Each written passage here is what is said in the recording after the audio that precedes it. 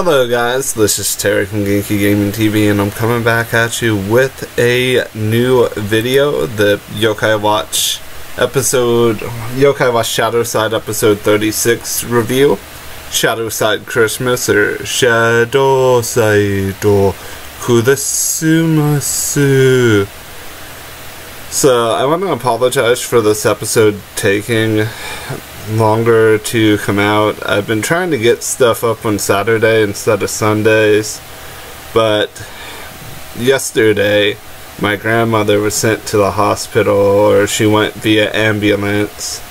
Turns out it was bronchitis and she's not doing too well.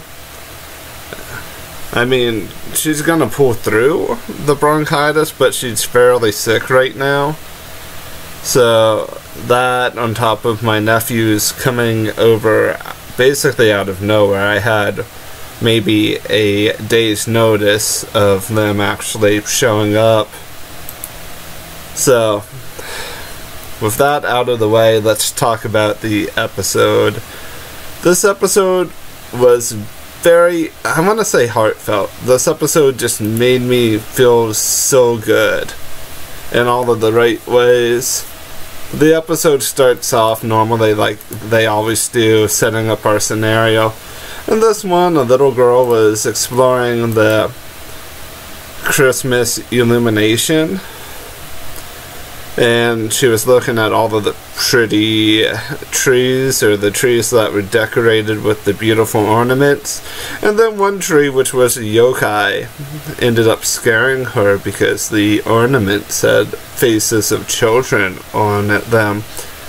So as this transitioned us into the true opening of the episode, which involves Akinori, G-Tan, or Junior, Whisper, and our boy, the best yokai in the world, Michi. And they're talking about Christmas, and Akinori wants to have all of his friends over so that they could have a fun, enjoyable Christmas together, because they've not had one, and he thought it would be nice to throw his own little Christmas party just to thank and to celebrate with everyone. Rather heartfelt thing coming from him. And G-Tan or Junior is like, what is Christmas? Can I eat it? I implied the can I eat it part, because we all have to admit Junior likes food a lot. And Junior always asks, what is this? And I saw the way he was eyeing the ornaments. He didn't know if they were ornaments or if they were snacks. Him and Fudomio boy are on the same wavelength, basically, with the snackery and like their mannerisms, kind of. But I do digress. Akinori has this big poster that he made of himself and the rest of our yokai detective agency crew having a Christmas party. He calls Natsume, and she tells him that they're doing their own special Christmas party at her house. And then he calls Toma, same thing happens there. It was nice to get to see Keita and the little bit of a Christmas screen shot, or screen transition there, with Keisuke decorating the tree. I thought that was a very nice scene. I wish it would have lasted longer, and I wish Fumi would have been in that scene as well. Even though there's a scene later on where they're all together. I didn't take a screenshot of it because I was already at 30 plus screenshots. But as it went on, Akinori was sad, and then he tries to call Hime, who is in Hawaii. After being crushed by Hime's Hawaii rejection, basically, he talked to his grandmother, Oba-san, and she says that there's something up with Christmas, that she doesn't necessarily hate it, but she doesn't exactly like it at the same time. And he went and got onto the forum website, and it turns out a set of brothers. The older brother watched as his Ototo, his younger brother Junpei, was taken by a tree. confused by all of this, he wanted to investigate the situation, so basically what our boy Akinori did was he went and talked to our client, basically. That's what I'm calling Junpei's brother, basically our client. Just get the down low on the situation. He basically explained that they were at the Christmas illumination and then something happened and a tree that's not like a normal tree kind of attacked. And that he tried his darndest to escape with his brother, but his brother was captured in the end of this entire process, which caused it to be a bit less savory.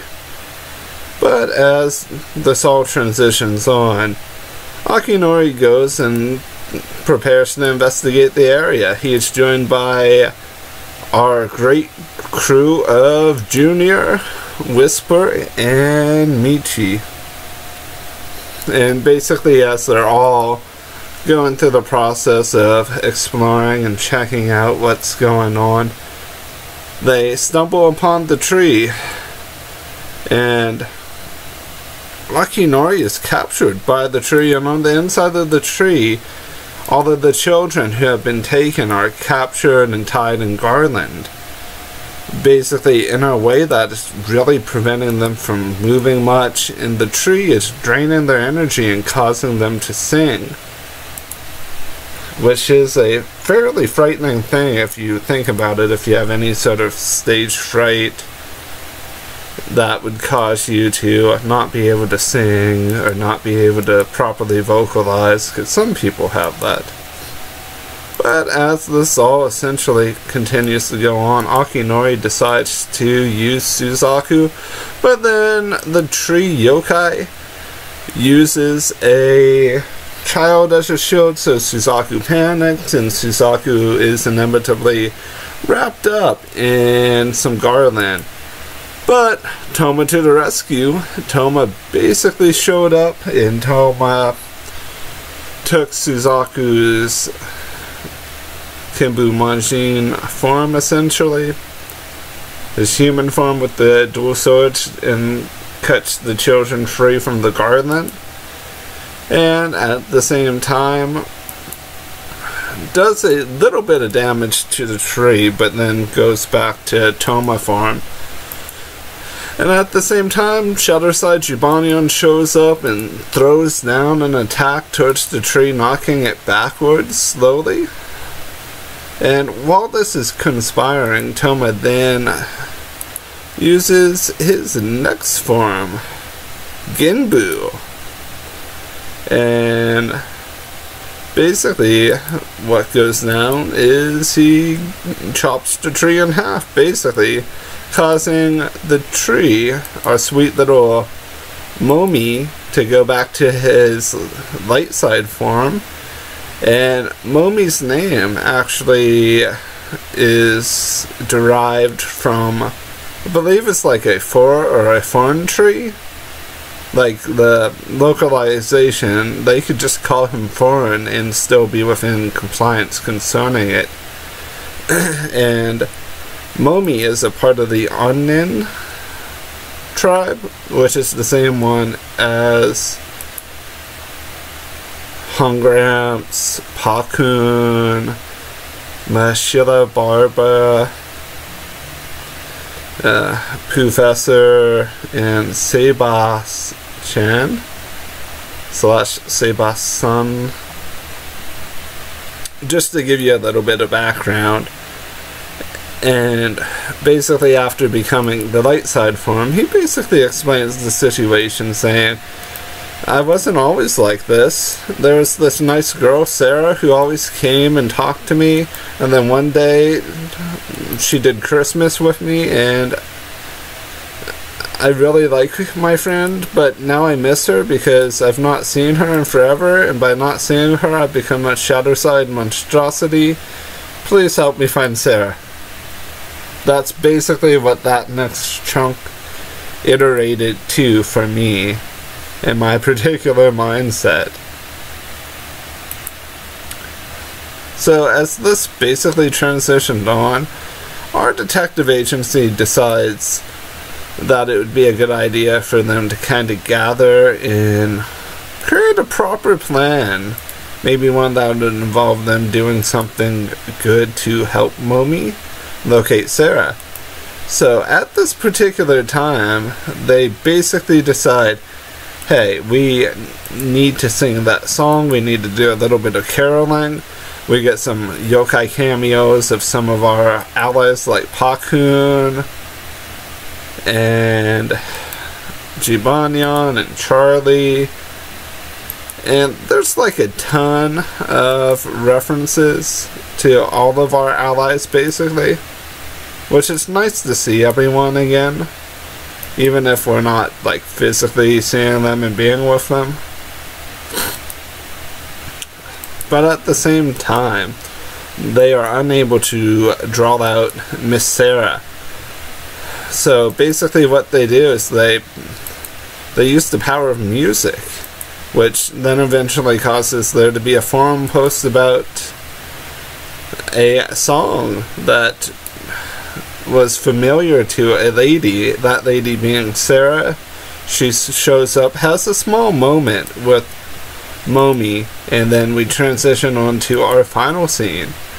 Our final set of scenes is Akinori just kind of chilling with his Obasan, his grandmother, and then all of a sudden it's Natsume, Toma, and Keisuke, and they're all like, hey, we're going to spend the holiday with you, buddy.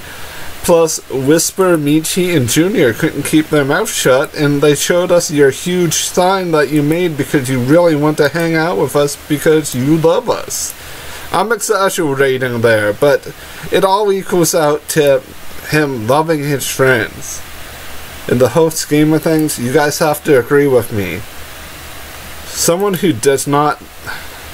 loves their friends will make a ridiculous looking plaque or a poster like that just to be with their friends.